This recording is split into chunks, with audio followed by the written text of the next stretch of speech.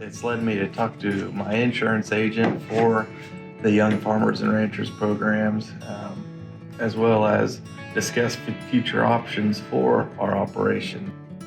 I would say it's very helpful because I didn't even know that there was programs out there to help you in case there was disaster situations, I guess you would say.